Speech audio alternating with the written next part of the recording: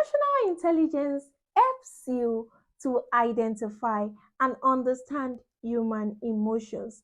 And having a very high emotional intelligence helps you to build a very good relationship in your workspace and in other spheres of life. Stay tuned as I talk about emotional intelligence.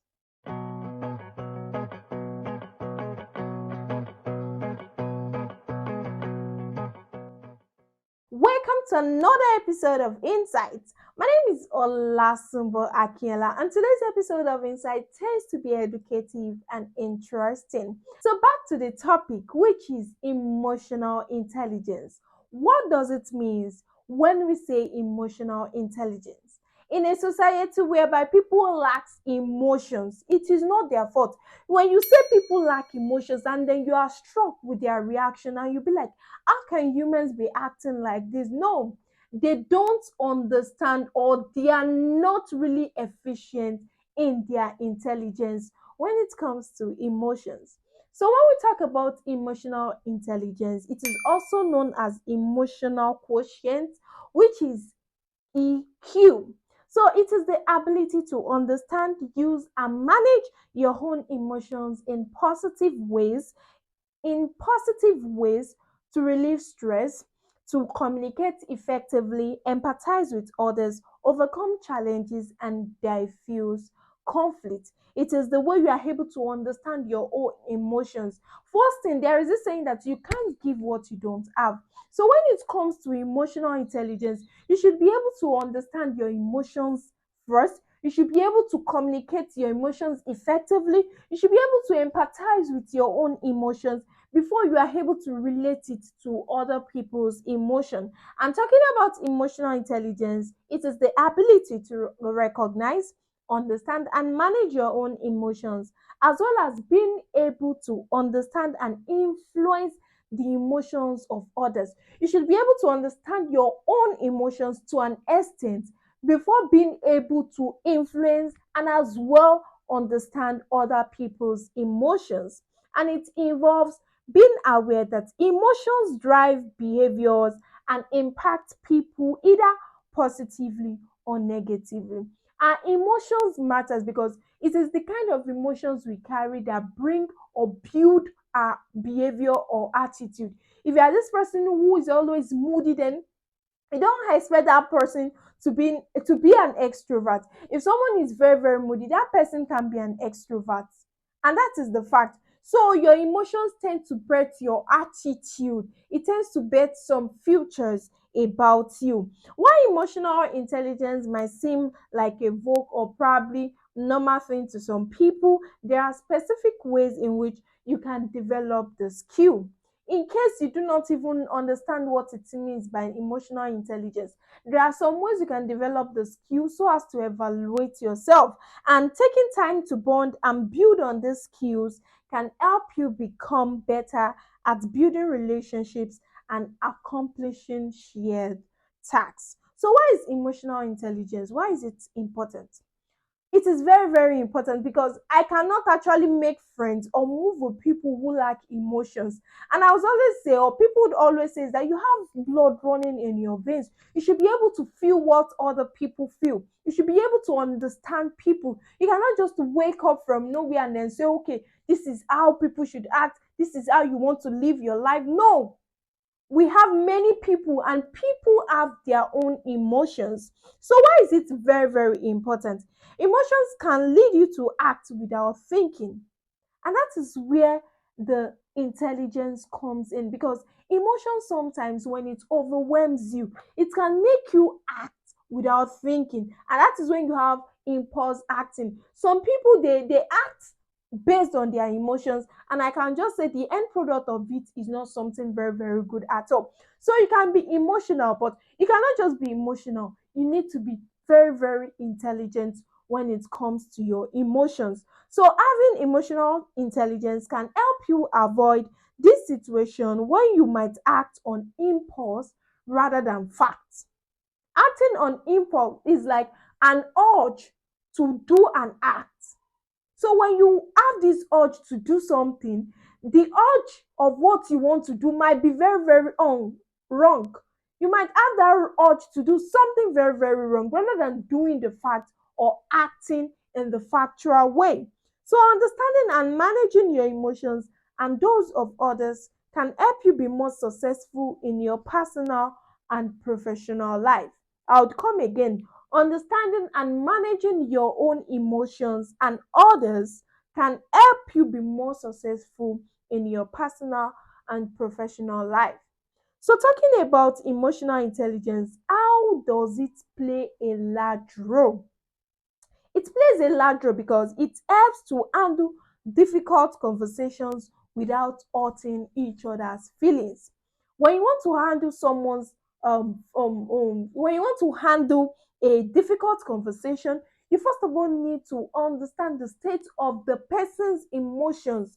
That is when you have a conversation that is not difficult, a conversation that is argument free without hurting the other people, because while you are discussing with this person, you're already putting yourself in the other person's shoe, and you are able to understand and minimize the way you talk to the person, probably harshly.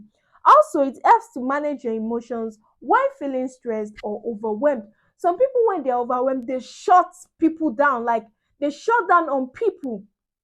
They just go into extinction, and then people begin to check up on them like, what is wrong? And these people they don't even have the strength to express whatever they are going through.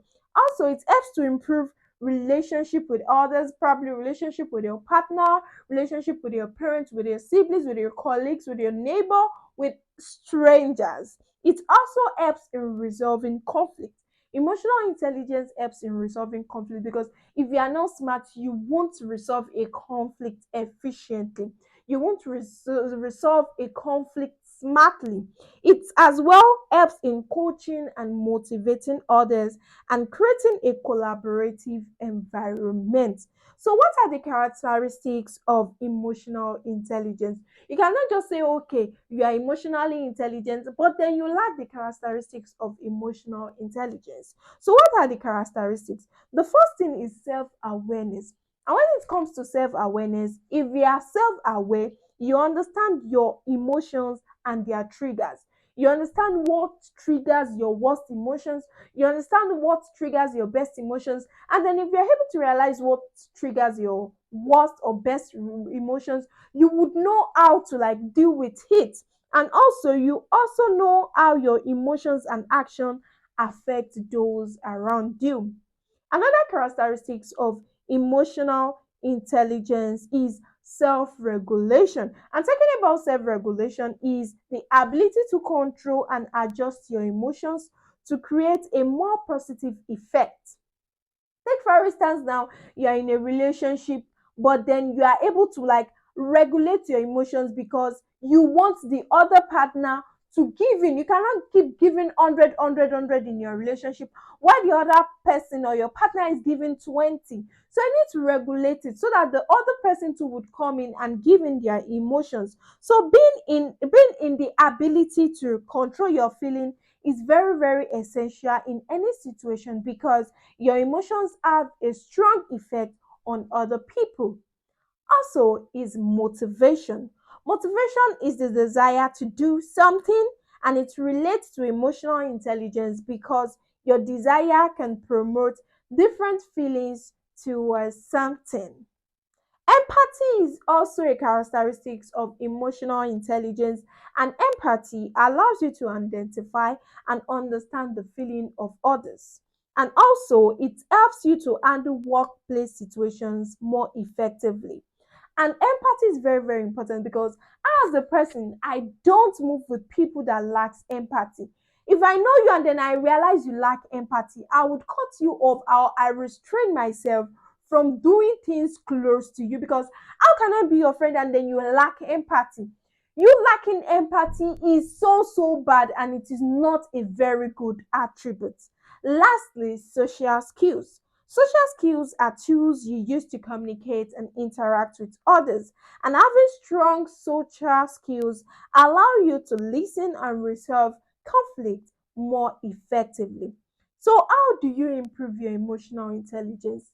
In case you are not really top notch in your emotional intelligence, and then you want to find your own way to improve your emotional intelligence, I would say react and respond to others. And talking about reacting and response to others, the first thing you need to do is practice self awareness. And when it comes to practicing self awareness, you need to take time to pay attention to interactions around you, interactions from your friends, interactions from your classmates, from your colleagues. Let's get to know, get to understand how they are seeing you, get to understand how they are treating you, and listen to what others are telling you through their minds and non-verbal clues. And also, you need to look inward. After taking note of how others are seeing you, you need to look inward in the sense that observe others and their interactions. And observing others and their interactions also means monitoring your own emotions and responses can increase your emotional awareness. And consider how your emotions influence your decisions and behavior. Lastly, react and respond to others, and practicing addressing and working with others based on the way you observe what they are feeling.